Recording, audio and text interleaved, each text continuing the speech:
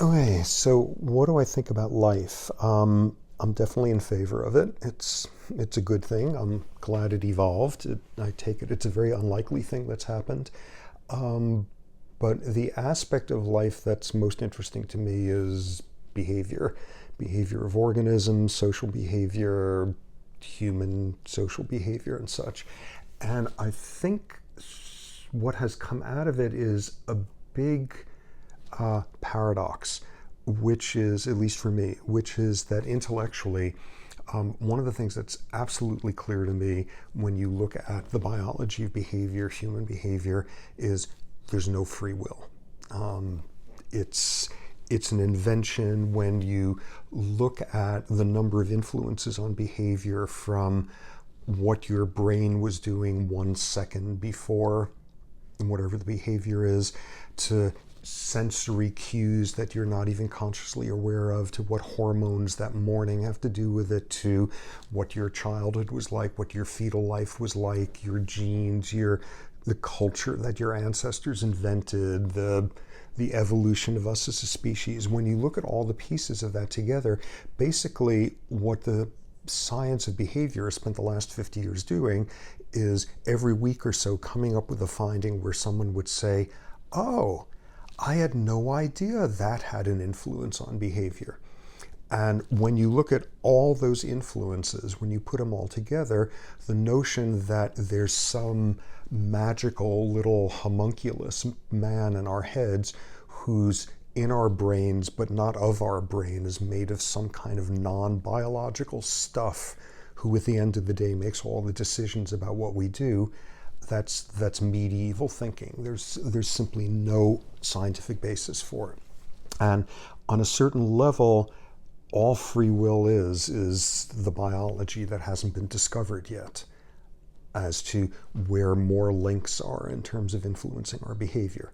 And experimentally, the easiest way of doing that is when you manipulate sensory information in people, or manipulate their hormone levels, or manipulate some biological variable, and their behavior changes, and they never even had a clue you were doing that.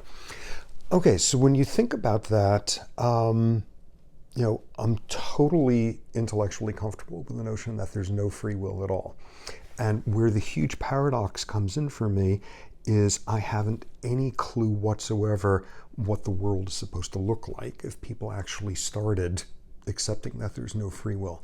I mean, the easiest version is the one that comes to mind immediately, an easy, like unbelievably difficult problem, which is what do you do with the whole notion that crime and evil and guilt and punishment and criminal justice, and none of those concepts make any sense whatsoever if you're dealing with a biological model. And what are things supposed to look like with the people who, because they are biologically damaged organisms, do horribly damaging things to other people? How do we protect society from them amid completely getting rid of the model that we have right now around the notion of crime and criminality? So that one's going to keep people busy for a long time to come, but the reality is that that one's the easy one. In some ways, the much, much harder one is what do you do with a lack of free will? And to truly live that way, if somebody comes up to you and says, wow, nice lecture, or wow, nice shirt that you chose to put on this morning, or wow, what a terrific dinner you made. You're so good at. What do we do with our good traits? Because if we are purely biological organisms when it comes to our worst behaviors, it's the same thing with our best ones. And my gut feeling is if it's going to be hard to convince people to think in a purely biological way when you're looking at murderers, it's going to be so much harder to think that way when it comes to considering our own sort of best behaviors. So what's very clear to me is I have absolutely no idea what's supposed to be done with that. The one thing I take comfort from is there are domains where we have learned to subtract free will out of it. if somebody is driving a car and they have an epileptic seizure, they've never had one before in their life, there was no reason to it, and they lose control of the car and they hit someone in the process, everyone these days say this is a tragedy. No one says burn this person at the stake. No one says this person was obviously dealing with Satan. Nobody has a intentionality element in it. It's just lousy, horrible luck of bad biology that happened at the wrong time. And we've been able to think that way for about a century, and society has not collapsed. So we're able to do that in some realms. So I'm at least a little bit optimistic that we can figure out how to get a little bit of blame out of when we think about the biology behavior. So what does this say about life?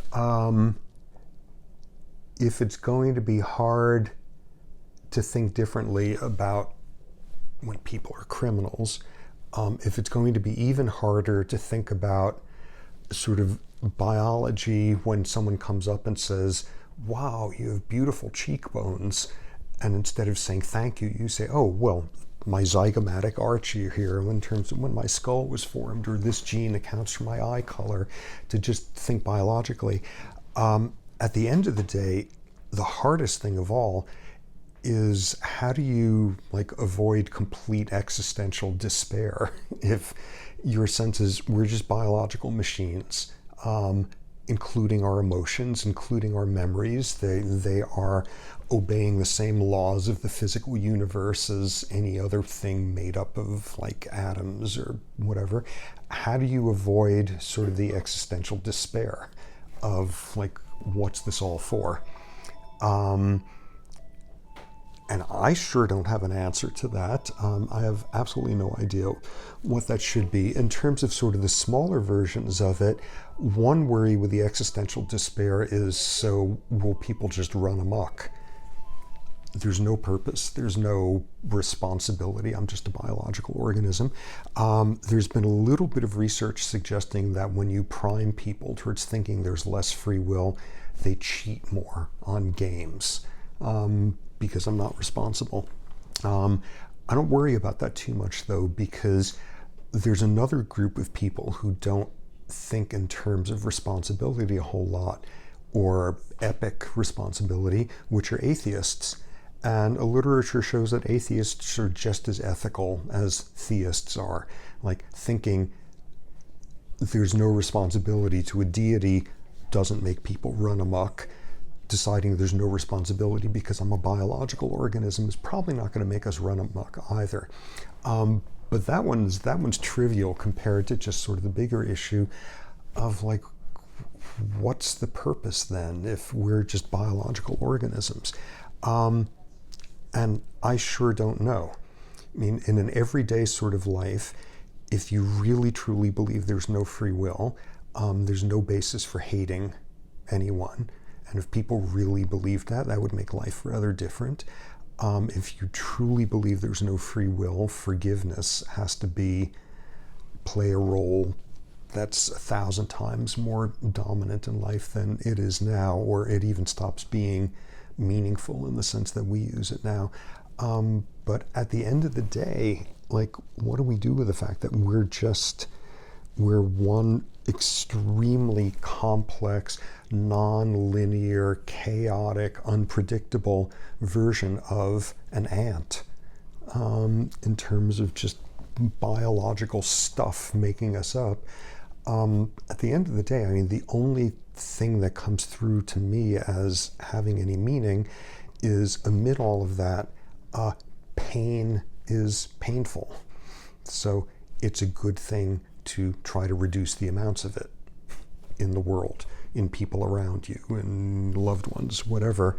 That single fact just seems to transcend whatever you might do to turn all of our feelings and longings and everything into their biological substrates.